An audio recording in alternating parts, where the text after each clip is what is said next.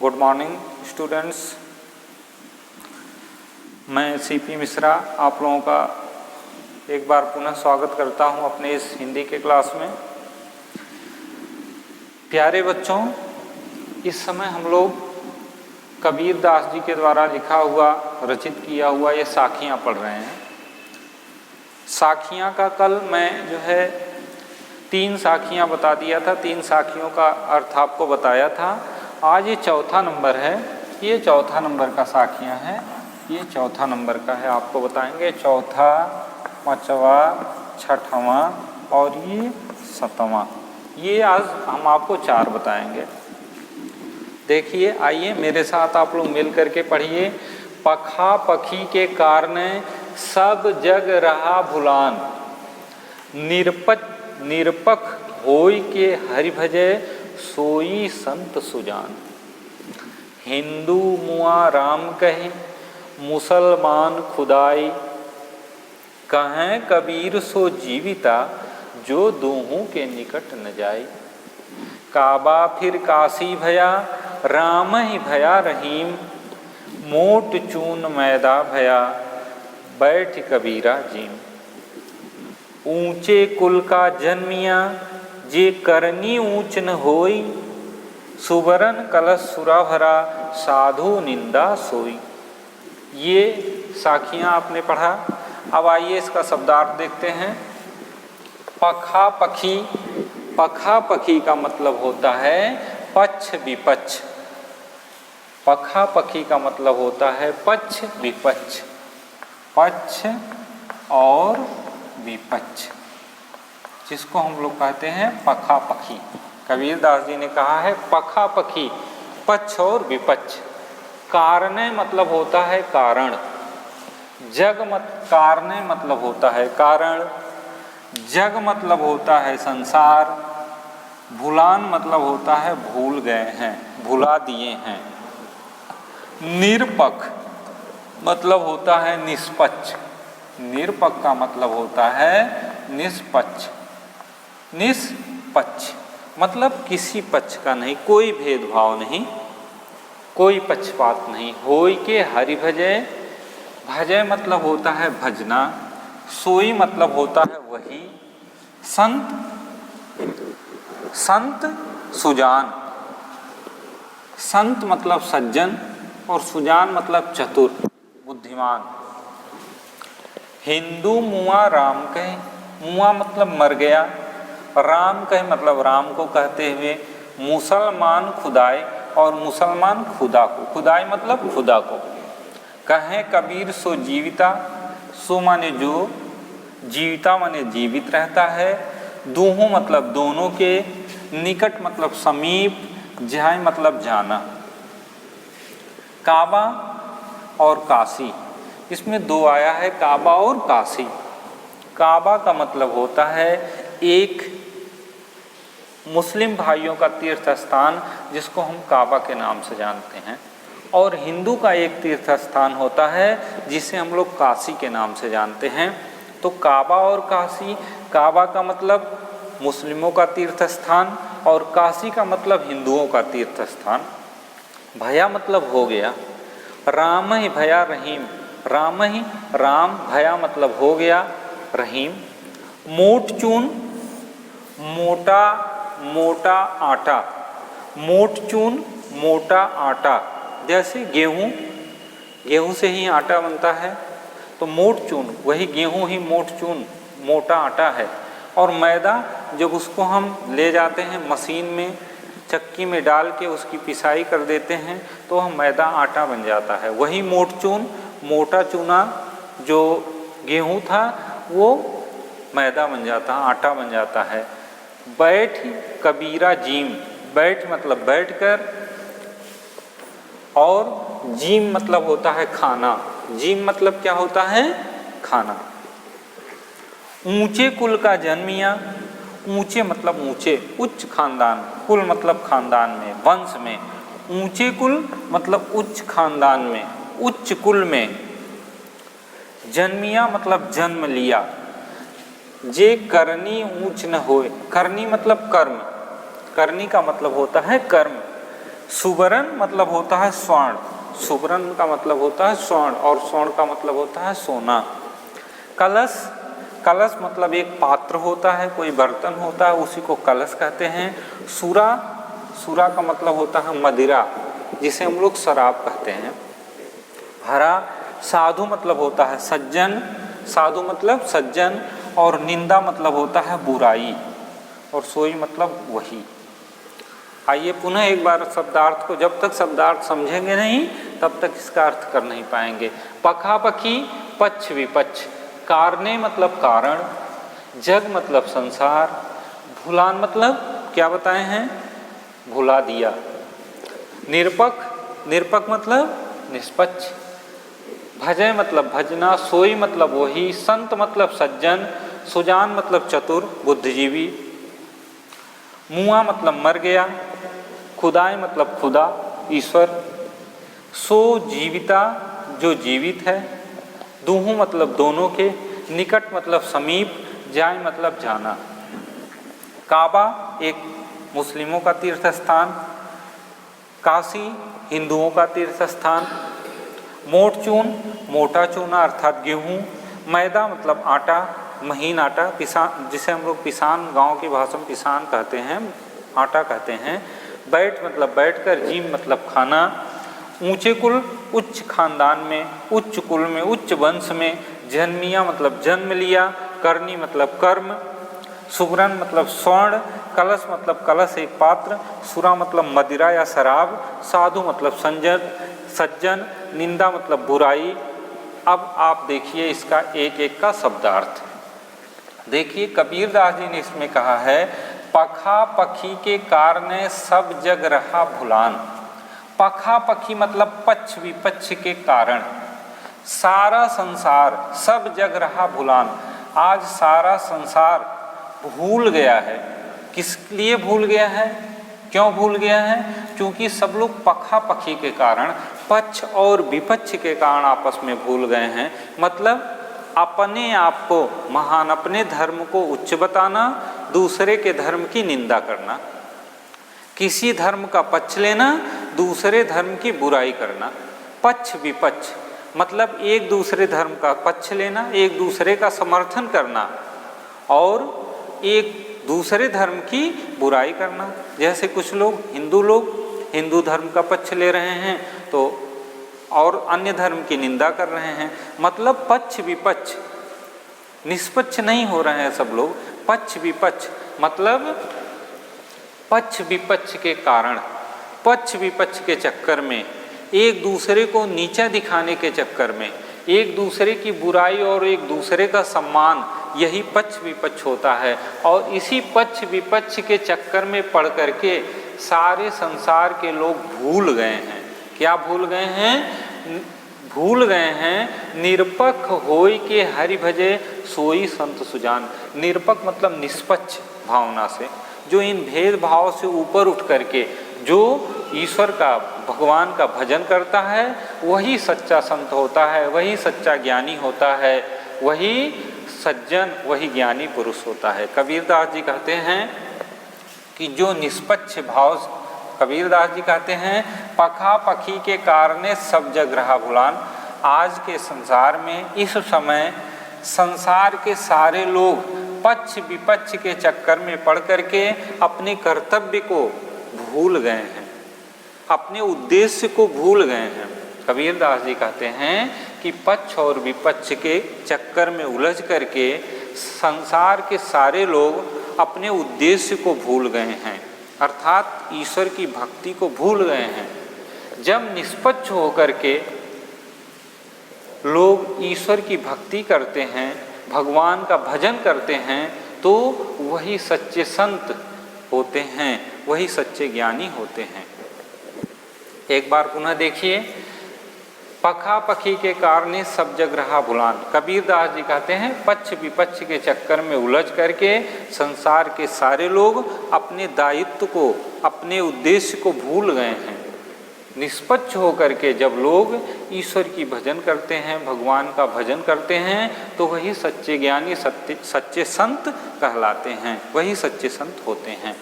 दूसरा देखिए, हिंदू मुआ राम कहे मुसलमान खुदाए, कहें कबीर सो जीवता जो दोहों के निकट न जाए। क्या है समाज में? कबीरदास जी धर्म के ऊपर, वाह आडंबर के ऊपर बहुत ही अपने लेखनी के माध्यम से कड़ा प्रहार किया है। और यहाँ साखियों में प्रत्यक्ष उसका उदाहरण देखिए, हिंदू मुआ राम कहे मुसलमान खुदाए। क्या होता है? हिंदू जितने हिंदू भाई हैं वो राम का नाम लेने में बिजी हैं। राम की मूर्ति, राम की प्रतिमा को रख करके उसी में उलझे हुए हैं। मुसलमान भाई जो हैं खुदा की इबादत करने में व्यस्त हैं। हिंदू राम की पूजा करने में व्यस्त हैं, मुसलमान भाई खुदा की इबादत करने में व्यस्त हैं। लेकिन कबीरदास जी कहते हैं, कहें कबीर सो जीवता। कबीरदास जी कहते हैं वही जीवित है, वही जीता है, वही सच्चे मायने में जीता है, उसी का जीवन सच्चे मायने में सार्थक है, जो दोनों के निकट न जा कर के क्या करता है? निराकार ब्रह्म की पूजा करता है। न राम की पूजा करता है, न खुदा की इबादत करता है। क्यों? क्योंकि राम और खुदा दोनों एक हैं, दोनों सबके अंदर विद्यमान हैं। राम और खुदा में कोई अंतर नहीं है, दोनों एक ही हैं। तो हम राम और खुदा की इबादत करने में न उलझें, बल्कि दोनों एक हैं, दोनों निराकार ब्रह्म हैं। तो हम उस निराकार ब्रह्म की पूजा करके अपने जीवन को सफल बनाएं, अपने जीवन को सार्थक करें। और ऐसा कौन कर सकता है? जो राम और खुदा के नज़दीक न जा कर के निराकार ब्रह्म की उपासना करता है, उसी का जीवन सार्थक होता है। मतलब हिंदू मुआ राम कहे मुसलमान खुदाए। कबीरदास जी ईश्वर के निराकार रूप की उपासना के लिए कहते हैं, निराकार भगवान की, निराकार ईश्वर की पूजा के लिए कह रहे हैं कि हिंदू भाई राम का नाम लेकर के मर मिटे, मुसलमान लोग खुदा की इबादत करते हुए आपस में लड़ झगड़े, आपस में कट्टरता को स्थापित कर दिए हैं, कट्टरता को स्थापित कर दिए हैं। लेकिन कबीरदास जी कहते हैं कि जो राम और खुदा के चक्कर में न उलझ करके, दोनों के निकट न जा करके उस निराकार ब्रह्म की उपासना करता है, उसी का जीवन सार्थक होता है और वही सच्चे मायने में जीता है। अगला देखिए, काबा फिर काशी भया, राम ही भया रहीम, मोट चून मैदा भया, बैठ कबीरा जी। कबीरदास जी कहते हैं कि जब लोगों का जो ज्ञान है, वह ज्ञान जब बढ़ता है, लोगों के अंदर का ज्ञान बढ़ता है, उसको सोचने समझने की शक्ति बढ़ जाती है, अर्थात उसे ज्ञान प्राप्त हो जाता है, उसकी समझ में आ जाता है कि राम रहीम सब एक हैं, इनमें कोई अंतर नहीं है, सब एक ही हैं और सबके अंदर विद्यमान हैं। तो क्या होता है, जब उसको ज्ञान प्राप्त हो जाता है तो काबा फिर काशी भया। जब लोगों को यह ज्ञान प्राप्त हो जाता है, लोगों को समझ में आ जाता है कि राम और रहीम दोनों एक हैं, तो मुसलमान भाइयों का जो तीर्थ स्थान काबा है वो काशी के जैसा लगने लगता है, और जो राम का तीर्थ स्थान है काशी, वो काबा के जैसा लगने लगता है। मतलब किसी में कोई अंतर नहीं होता है। काबा फिर काशी भया, राम ही भया रहीम। जब हमारे समझ में आ जाता है कि राम और रहीम दोनों एक ही हैं, तो हमें काबा काशी के जैसा लगने लगता है और काशी काबा के जैसा लगने लगता है, अर्थात राम रहीम के जैसा हो जाता है और रहीम राम के जैसा, अर्थात दोनों में कोई अंतर नहीं रह जाता है, दोनों हमें एक ही दिखाई देते हैं। मूठ चून मैदा भया, बैठ कबीरा जीम। जिस कबीरदास जी कहते हैं कि जब तक हमको ज्ञान नहीं था कि काबा काशी के जैसा है, काशी काबा के जैसा है, राम रहीम है, रहीम राम है, अर्थात दोनों में सब में कोई अंतर नहीं है, सब एक ही हैं, जब तक हम अज्ञान थे तब तक वही मोटा चूना, वही गेहूँ हम समझ नहीं पा रहे थे कि ये खाद्य पदार्थ है, हम उसे अखाद्य रूप में समझते थे, वो खाने योग्य नहीं समझते थे।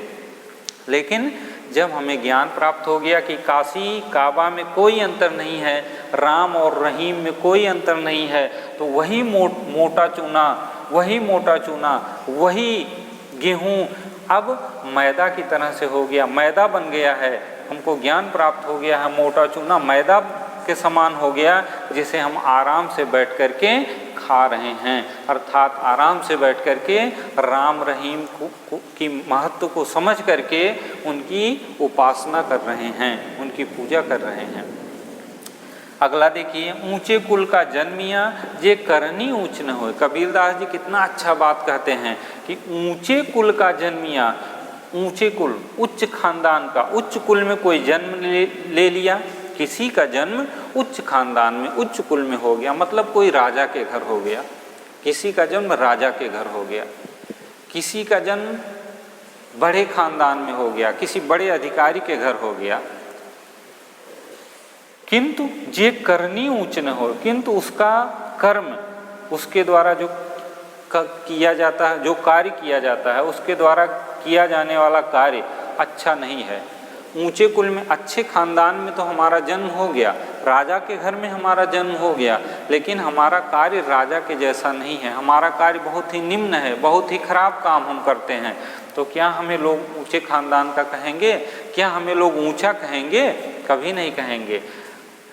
सुवर्ण कलश सुरा भरा, जिस प्रकार से सोने के कलश में, सुरा मतलब मदिरा को भर के रख दिया जाए, सोने के कलश में मदिरा को भर करके रख दिया जाता है, साधु निंदा होए, तब भी साधु लोग, सज्जन लोग उसकी निंदा ही, उसकी बुराई ही करते हैं, भले ही वह सोने के कलश में मदिरा रखा हुआ हो। कहने का मतलब है, यदि सोने के कलश को ला करके, सोने के बर्तन में शराब को रख दिया जाए और सोचा जाए कि अब तो ये सोने के बर्तन में हो गया है, इसकी लोग निंदा नहीं करेंगे। नहीं, जो सज्जन लोग होते हैं वो चाहे सोने के ही कलश में रखा हुआ हो, तब भी उस शराब की, उस मदिरा की निंदा ही करते हैं। उसी प्रकार से कोई ऊंचे कुल, ऊंचे खानदान में जन्म ले लिया, पर उसके द्वारा किया जाने वाला कार्य अच्छा नहीं है, अर्थात उसके कर्म अच्छे नहीं हैं, तो कुछ मतलब नहीं है, उसके ऊंचे कुल में जन्म लेने का कोई मतलब नहीं है। जिस प्रकार से सोने के कलश में सुरा को भर के, मदिरा को भर के रख दिया जाए, फिर भी वह निंदा का ही पात्र रहता है, उसकी लोग तारीफ नहीं करते हैं, उसी प्रकार से ऊंचे कुल में जन्म लेने से कुछ नहीं होता है जब तक कि हम कर्म अच्छे न करें। अगर हम अच्छे कर्म नहीं करते हैं तो उसी भांति, जिस भांति से स्वर्ण के कलश में मदिरा निंदा का पात्र होता है, उसी प्रकार से ऊंचे कुल में जन्म लेने के उपरांत भी हम निंदा के ही पात्र होते हैं, हमारी कोई तारीफ नहीं करता है। आइए एक बार देखिए, पखा पखी के कारणे सब जग रहा बुलान। कबीरदास जी कहते हैं, पक्ष और विपक्ष के चक्कर में उलझकर संसार के सारे लोग अपने दायित्व को भूल जाते हैं, अपने उद्देश्य को भूल जाते हैं, और जब निष्पक्ष होकर के सब लोग ईश्वर का भजन करते हैं तो वही सच्चे ज्ञानी होते हैं। दूसरा देखिए, हिंदू मुआ राम कहे मुसलमान खुदाए। हिंदू और मुसलमान राम और खुदा के चक्कर में उलझ करके एक कट्टरता को स्थापित कर दिए हैं, एक भेदभाव को स्थापित कर दिए हैं। कबीरदास जी कहते हैं कि जो कहें कबीर जो जीवता, कबीरदास जी कहते हैं, जो दोनों के निकट न जा करके, दोनों के महत्व को समझ करके, दोनों को एक मान करके निराकार ब्रह्म की उपासना करता है, वही सच्चे मायने में जीता है, उसी का जीवन सच्चे मायने में सार्थक होता है। काबा फिर काशी भया, राम है भया रहीम। कबीरदास जी कहते हैं, जब हमें यह ज्ञान प्राप्त हो जाता है कि राम और रहीम, काबा और काशी दोनों एक ही है, तो काबा काशी के जैसा और काशी काबा के जैसा लगने लगता है। राम रहीम और रहीम राम, दोनों में कोई अंतर नहीं लगता है। फिर अब जो मैं मोटचून, जो मोटे आटे को जो मैं खाने योग्य नहीं समझता था अभी तक, अब मुझे ज्ञान प्राप्त हो गया है, अब वही मुझे मैदे के समान, आटे के समान लग रहा है, जिसे बैठ करके मैं आराम से खा रहा हूँ। अर्थात बैठ करके राम रहीम के अंतर को जब समझ गया, उनके महत्व को, तो बैठ करके उनकी उपासना कर रहा हूँ। ऊंचे कुल का जन्मिया जे करनी ऊंच न हो। कबीरदास जी कहते हैं, ऊंचे कुल में जन्म लेने मात्र से व्यक्ति ऊंचा नहीं होता है, जब तक कि वह अच्छा कार्य नहीं करता है। जिस प्रकार से सोने के कलश में मदिरा भरा हुआ होता है, मदिरा को भर के रख दिया जाए, साधु लोग, सज्जन लोग जो होते हैं उसकी निंदा ही करते हैं, कभी उसकी तारीफ नहीं करते हैं। अब आज देखिए, ये साखियाँ खत्म हो गया। इसके आगे जो है कल जो हम पढ़ेंगे, ये शब्द पढ़ेंगे, शब्द में पहला पद ही पढ़ेंगे, दूसरा आपके कोर्स से निकल गया है, संतो भाई आई ज्ञात किया धीरे, ये निकल गया है, एक ही पद है, उसको हम लोग कल पढ़ेंगे। तब तक के लिए नमस्कार।